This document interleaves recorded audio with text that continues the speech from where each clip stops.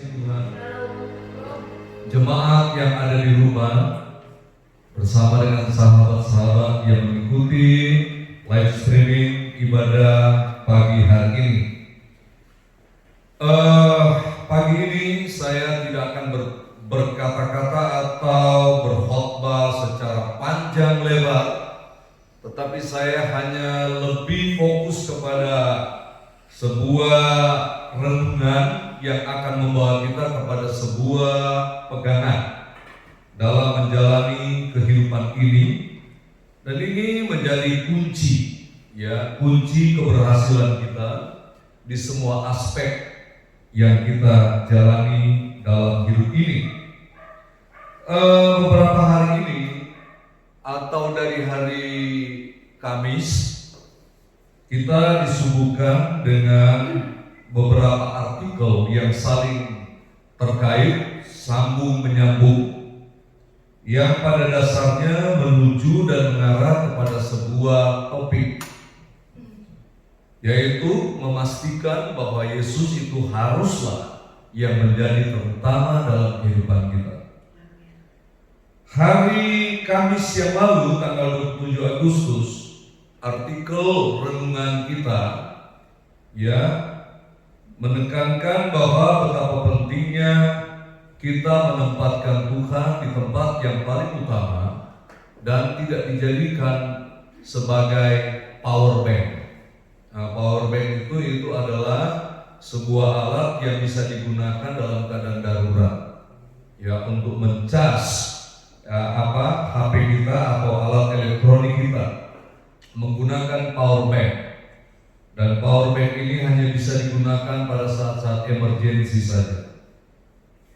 Sehingga di dalam renungan itu mengarahkan kita agar supaya kita tidak memperlakukan Tuhan seperti power bank, tetapi menjadi sumber utama di dalam mencas kehidupan rohani kita.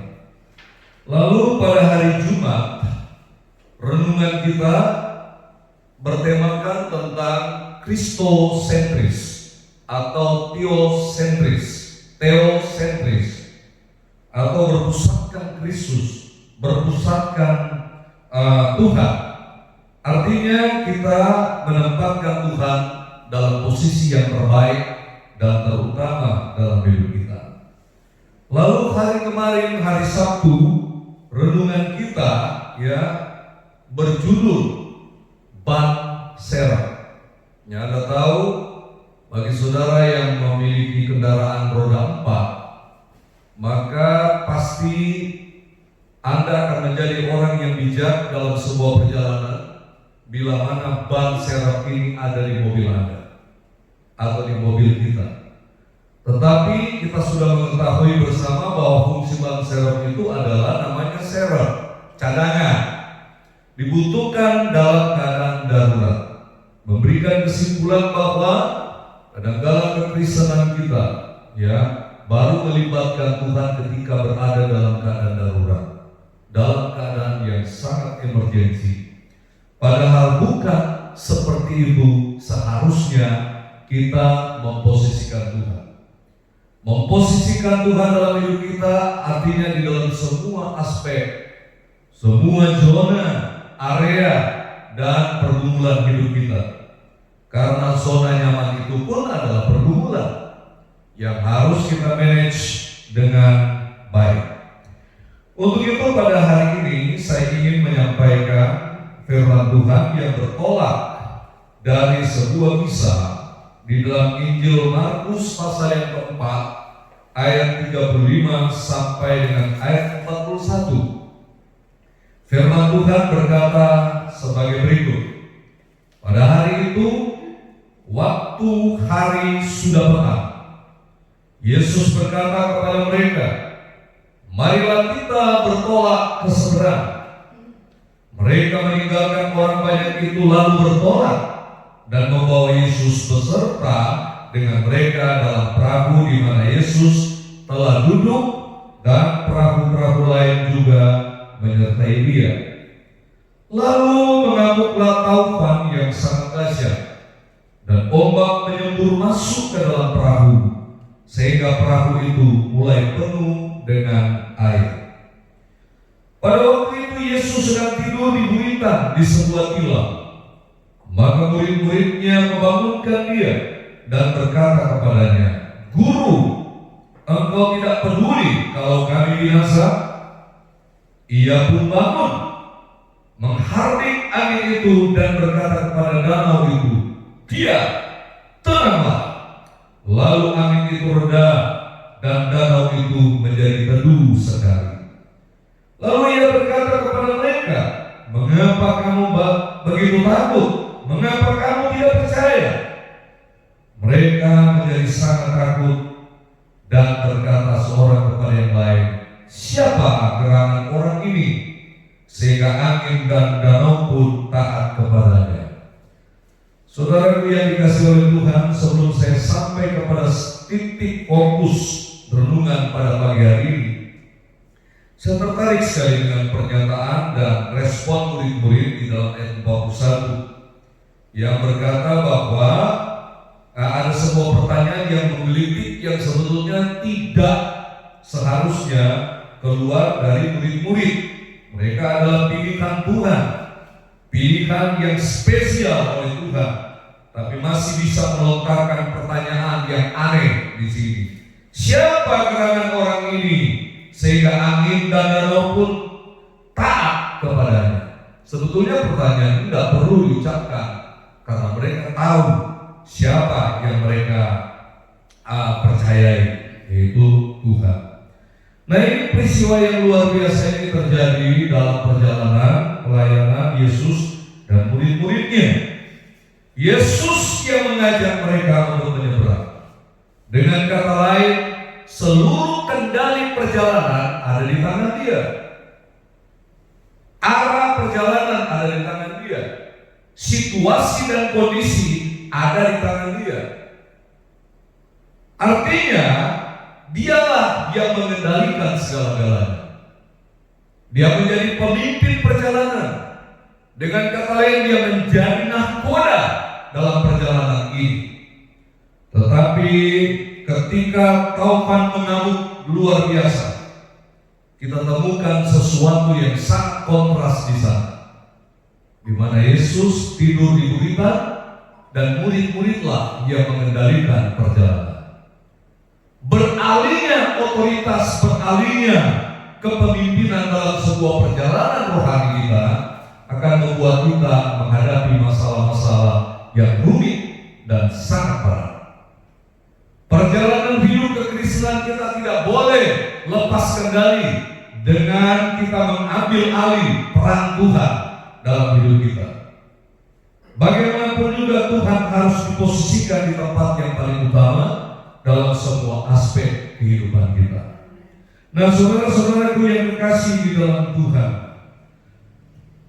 saya kembali kepada renungan-renungan yang betul-betul memberikan inspirasi yang luar biasa dalam beberapa hari ini. Powerbank, kemudian banser, ya terima kasih Dr. yang sudah merilis beberapa renungan ini.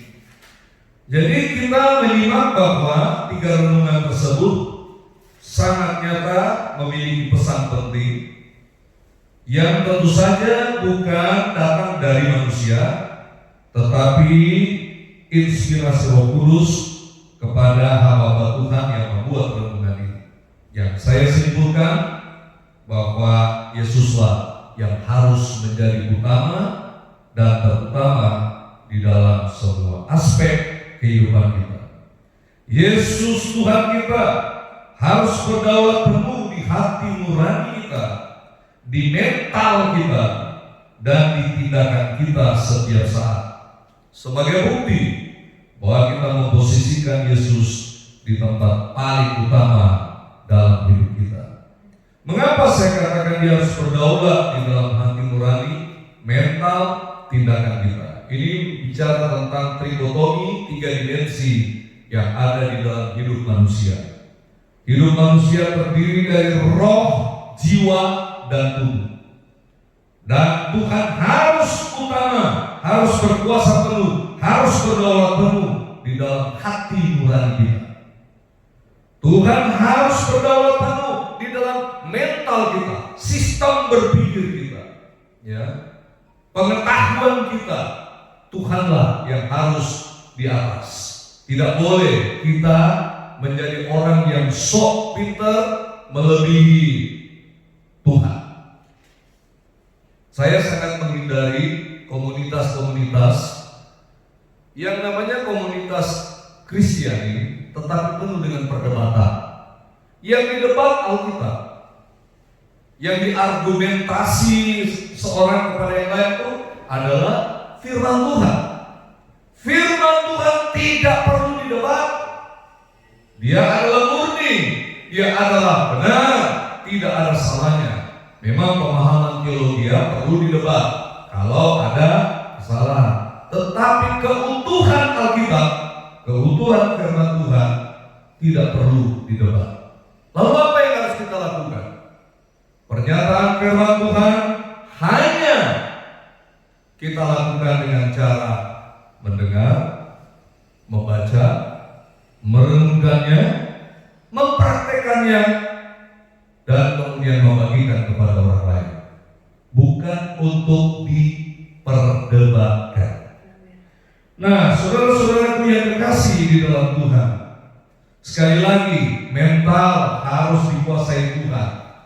Kemudian tindakan.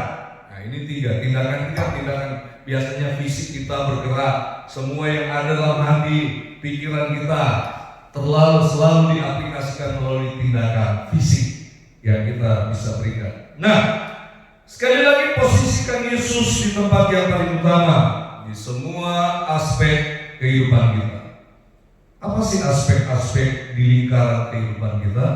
Ya, rumah tangga misalnya. Kalau kita menempatkan Tuhan di tempat yang paling utama dalam rumah tangga kita, keluarga kita akan menjadi seperti miniatur surga atau surga yang turun ke bumi. Penuh dengan sukacita, penuh dengan damai sejahtera, penuh dengan keceriaan, penuh dengan kegembiraan. Ya, seperti saya sama istri, selalu bersukacita, selalu tersenyum, ya, selalu riang, ya, amin.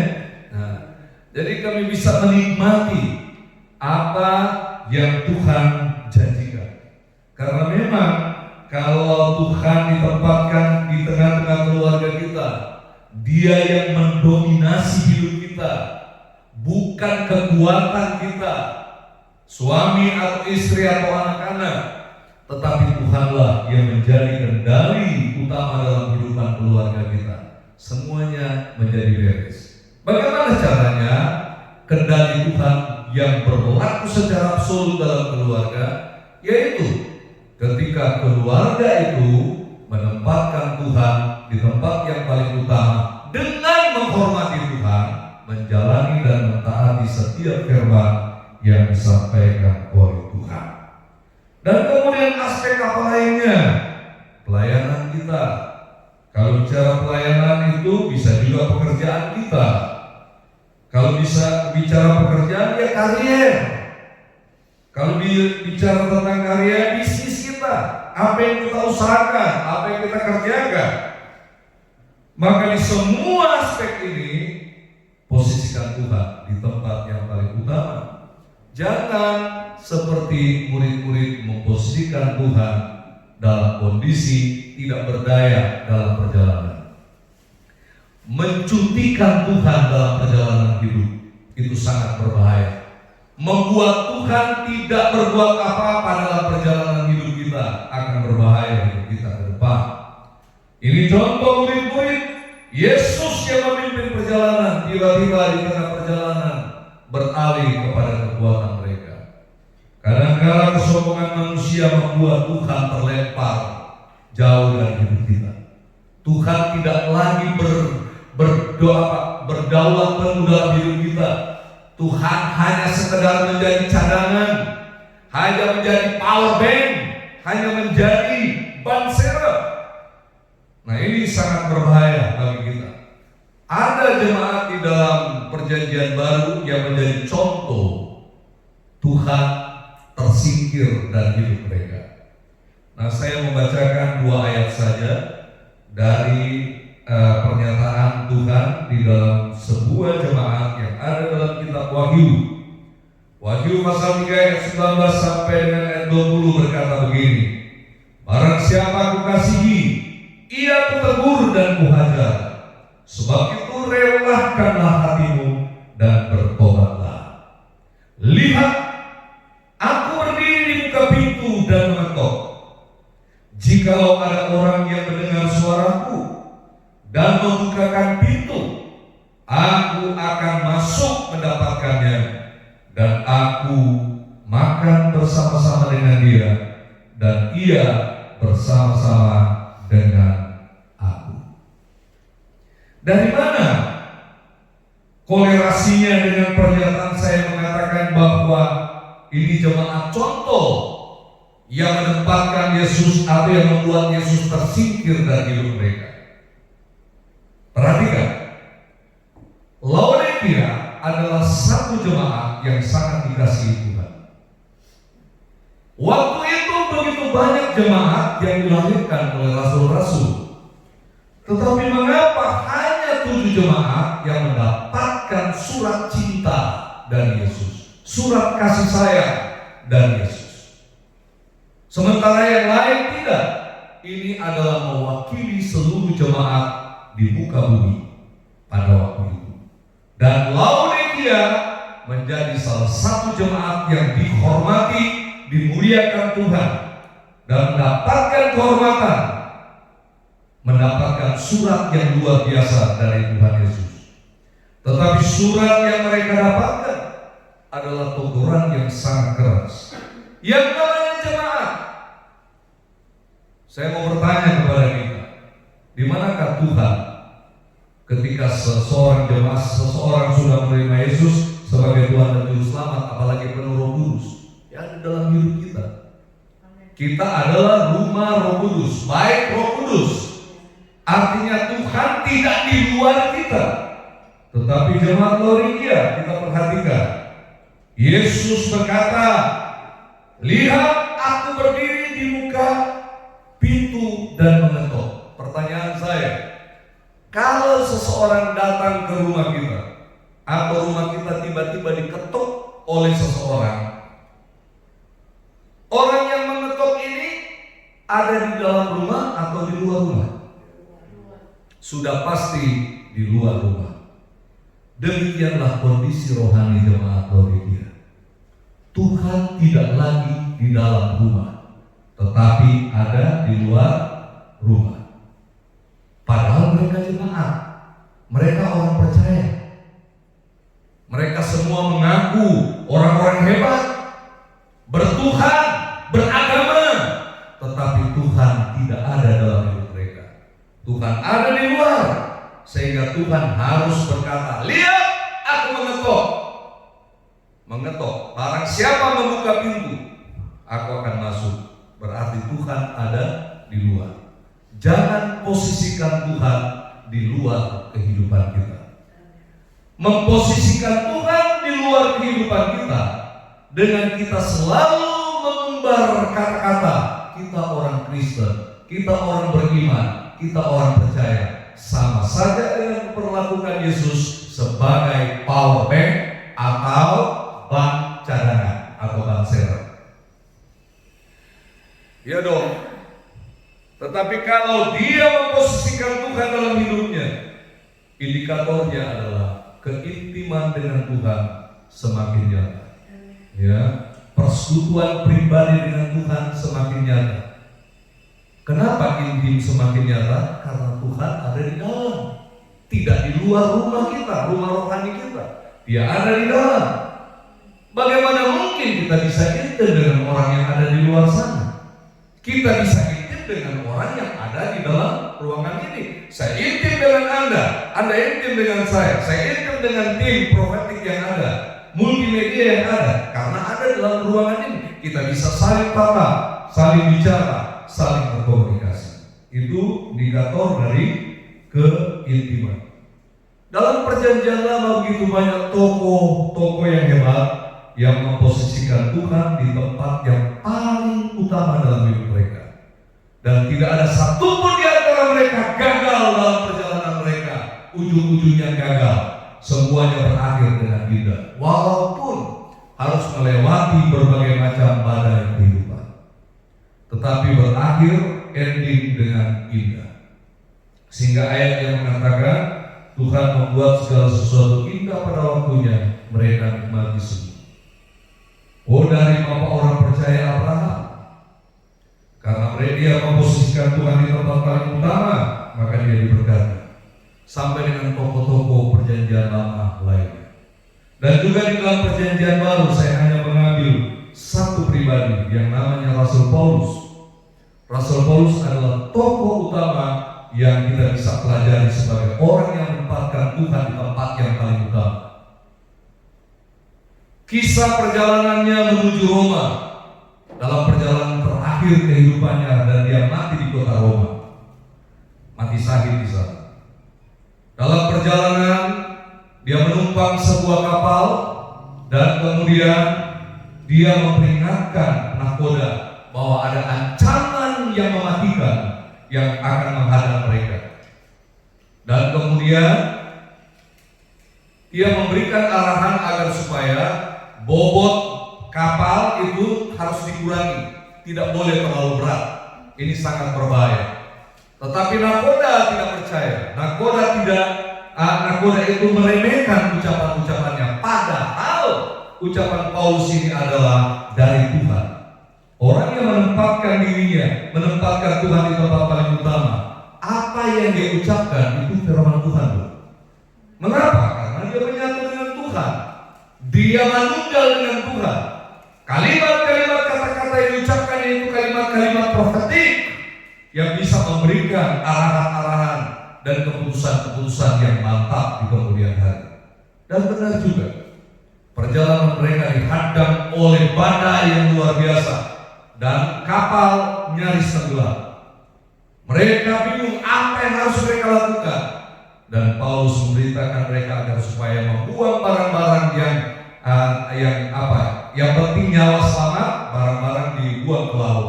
Dan akhirnya Paulus berkata, perjalanan ini tidak akan membawa kita kepada kematian. Kita semua akan selamat. Dan Anda akan baca di dalam kitab Kisah Rasul pasal akhir itu, saudara akan membaca di sana bahwa semuanya selamat. Memang dalam perjalanan mereka sempat terdampar di sebuah pulau yang bernama Pulau Malta. Dan kemudian orang-orang Malta rupanya adalah penyembah dewa, yang kemudian gambaran dewanya itu adalah ada jenis ular yang mematikan, dan Paulus dipagut ular itu. Dan orang-orang Malta ini berpikir Paulus segera akan mati. Tetapi ternyata toksin yang begitu tinggi tidak membuat Paulus mati, sehingga mereka semua berbalik mempercayai Tuhan sebagai Tuhan dan Juru Selamat. Aspek apa? Aspek banyak sekali aspek pergaulan hidup kita. Banyak sekali orang Kristen yang menempatkan Tuhan sebagai ban serep dan power bank. Nanti pada saat-saat kritis baru cari Tuhan.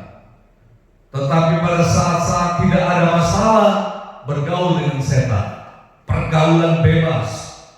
Apa yang dilakukan mengerikan, menyakiti hati Tuhan. Ya, kita lihat zaman sekarang pergaulan anak remaja mengerikan sekali. Mengapa? Ini remaja Kristen loh. Kita harus sadar sebagai orang tua, kita harus mendidik anak kita dengan sebaik-baiknya. Ajarkan mereka supaya sejak ini harus menempatkan dan memposisikan dan mengutamakan Tuhan lebih dari segalanya. Karena itu sebetulnya inti keberhasilan hidup kita sebagai anak-anak Tuhan. Apa yang termuat, pesan khusus yang termuat di dalam hukum yang utama yang Yesus berikan? Kasihilah Tuhan Allahmu dengan segenap hatimu, dengan segenap jiwamu, dengan segenap akal budimu, dan dengan segenap kekuatanmu. Dan kasihilah sama manusia seperti engkau mengasihi dirimu sendiri. Ini bicara tentang memposisikan Tuhan di tempat yang paling utama. Untuk itu saudara-saudaraku yang dikasih dalam Tuhan, jemaat yang ada di rumah, mari kita berdoa terus. Saya memberitahukan bahwa Yang namanya ancaman atau problem yang sedang kita hadapi sehingga kita harus tetap online sampai sekarang ini. Ya, jangan membuat kita menggeser Tuhan dalam hidup kita dan menggantikannya dengan keraguan-keraguan. Pastikan Tuhan tetap eksis dalam hidup kita, apapun yang terjadi. Saya mau beritahukan, COVID-19 ini tidak akan hilang, tetap ada di bumi ini. Tetapi Tuhan memberikan kepada orang-orang bijak, orang-orang pintar, orang-orang khusus yang Tuhan percayakan untuk meracik yang namanya vaksin dan obat-obatnya nanti, supaya bisa mengendalikan ini. Termasuk kita harus beriman dan berharap hanya kepada Tuhan sebagai Sang Penyembuh. Karena apapun yang dilakukan manusia, bahan baku yang ada di dunia ini yang akan menghasilkan vaksin, itu juga berasal dari Tuhan. Tuhan yang ciptakan. Tuhan mau supaya manusia juga berkarya, mengambil bagiannya. Kadang-kala kan manusia cari jalan pintas, dalam keadaan krisis cari Tuhan, dalam keadaan nyaman dia bebas dengan musuhnya Tuhan, yaitu iblis. Kekasih dalam Tuhan, marilah kita terus meningkatkan iman kita dengan cara mengutamakan Tuhan. Ada lagu-lagu hebat di zaman dulu yang judulnya yang terutama dalam hidupku memuliakan nama Tuhan. Semuanya mengutamakan Tuhan. Utamakan Tuhan. Soal ibadah saja firman Tuhan berkata bahwa beribadah itu adalah soal utama. Itu adalah lagunya juga. Bahkan di dalam kitab Keluaran, beribadah kepada Tuhan Allahmu, maka roti dan airmu diberkati dan penyakit dihalaukan daripadamu. Ini bicara tentang memposisikan Tuhan, menempatkan Tuhan di tempat yang paling utama. Ketika Tuhan menugaskan Musa dan ditemani oleh abangnya Harun menghadap Firaun agar supaya bangsa Israel keluar dari Mesir, izinkan melepaskan bangsa Israel keluar dari Mesir. Tujuannya adalah beribadah kepada Tuhan. Artinya menempatkan Tuhan di tempat yang paling utama. Percayalah, kalau kita lakukan itu, hidup kita pasti happy ending. Sekarang kita sedang bergumul dengan pergumulan pribadi, pergumulan keuangan, pergumulan pergaulan kita, pergumulan rumah tangga kita, pergumulan bisnis kita, pergumulan karier kita. Masa ini adalah masa pertaruhan. Tetapi percayalah, kalau kita memposisikan Tuhan di tempat yang paling utama, semuanya berhasil dengan indah. Bersama dengan Tuhan kita pasti bisa. Bersama dengan Tuhan kita pasti eksis. Kiranya Tuhan memberkati kita pada hari ini dan hari-hari selanjutnya. Firman Tuhan saya cukupkan sampai di sini.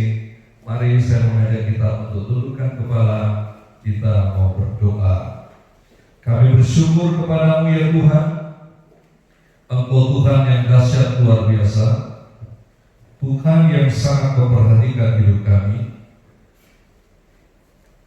sampai kepada hal-hal yang sangat detail dalam hidup kami.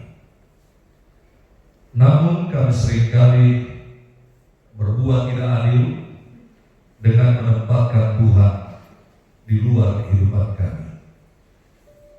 Ajarkan kami Tuhan tidak menjadi seperti jemaat Laodikia yang ternyata Tuhan sudah ada di luar mereka, sehingga harus mengetok pintu supaya mereka membukakan pintu untuk dia masuk. Kami percaya bahwa pintu hati kami Tuhan terbuka bagimu, dan Engkau sudah berada dalam hidup kami, dan kami akan tetap konsisten menempatkan Engkau di tempat yang paling utama. Hamba berdoa bagi jemaat Tuhan dimanapun mereka berada. Tuhan tolong mereka. Bisa saja kami berada dalam situasi merasa bosan dengan pelayanan-pelayanan live streaming, karena bagaimanapun juga pelayanan komunitas ajarkan kami bersabar, menanti masa di mana kami akan berkumpul bersama-sama. Karena sehebat-hebatnya pelayanan live streaming, pelayanan langsung jauh lebih hebat.